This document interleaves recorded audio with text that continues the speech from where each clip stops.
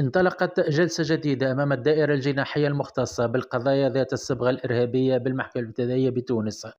وتتعلق هذه الجلسة بالقضية المثيرة للجدل والمتعلقة باغتيال الشهيد شكري بالعيد. وتمثلت هذه الجلسة في حلقة مرافعات هيئة الدفاع في قضية الشهيد شكري بالعيد. وتم افتتاح الجلسة من قبل المحكمة بعد أن أذنت بأنها ستكون جلسة مرافعات، وذلك بحضور محامي القائمين بالحق الشخصي وورثة شكري بالعيد وكل القائمين بالحق الشخصي من منظمات وطنية، وقدموا طلباتهم. وتم إحضار المتهمين بعد المنددات عليهم جميعا وفق ما أفاد به عضو مجلس الهيئة الوطنية للمحامين محمد سميدة لإحدى الإذاعات. وأضاف سميدة بأن محامي المتهمين قدموا طلبا بتأخير الجلسة، معتبرين أن تحديد موعد الجلسة ورمزيته في 6 فيفري هو تاريخ اغتيال بالعيد، وهو بمثابة عدم حياد من المحكمة، والتي كان ردها واضحا بأن القضية طال نشرها في العديد من الجلسات، وتم اتخاذ قرار بتلاوة قرار دائرة الاتهام.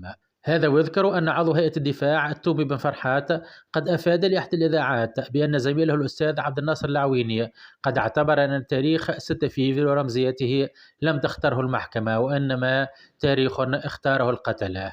وفق عضو مجلس هيئة المحامين حاتم مزيو الذي حضر جلسة المرافعات قد عارض طلب التأخير، وطلب من المحكمة أن تنطلق المحاكمة من خلال أعمال الإجراءات القانونية المعمول بها في مجال الإجراءات الجزائية، والمتمثلة في المنادات على المتهمين وتلاوة قرار دائرة الاتهام والانطلاق في الاستنطاق. وحسب عضو الهيئة الوطنية للمحامين فإن المحكمة قد أعلمت هيئة الدفاع عن شكري بالعيد بأن جلسة الاستنطاق ستدوم لعدة جلسات باعتبار طول وثائق الملف وكثرة عدد المتهمين، وعلى رأسهم راشد الغنوشي وكمال القذقاذي وأحمد الرويسي، وطبيعة هذه الجريمة وهذه القضية التي تقتضي التعرض لكل الجزئيات، خاصة وأن الملف في طوره الاستقرائي شهد العديد من الأعمال التحضيرية.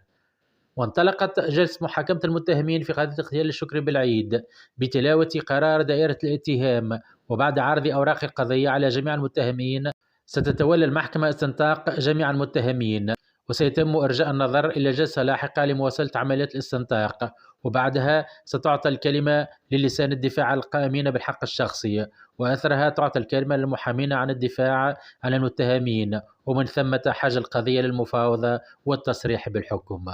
وتجدر الإشارة إلى أن هذه الجلسة تعقد بعد التصريحات التي كان أدلى بها رئيس الجمهورية قيس سعيد مؤخرا لدى استقباله وزيرة العدل، حيث شدد يومها على ضرورة البت النهائي في زمن معقول في عديد من القضايا التي ظلت تراوح مكانها منذ أكثر من عقد من الزمن بحجج واهية، وما زال التأخير متواصلا كقضية الشهيدين شكري بالعيد ومحمد البراهمي وغيرها. هذا وقد نشر الناشط السياسي رياض جراد تدوين على صفحته الخاصة بشبكة التواصل الاجتماعي قال فيها: في يوم تاريخي وبقرار تاريخي من وزيرة العدل والمحكمة المتعاهدة تم التنسيق والإذن للتلفزة الوطنية التونسية بتصوير جلسات الاستنطاق والمرافعة اليوم في ملف الشهيد شكري بالعيد، وجاري تسجيل الجلسات لحفظ الذاكرة الوطنية. يجب بث هذه الجلسات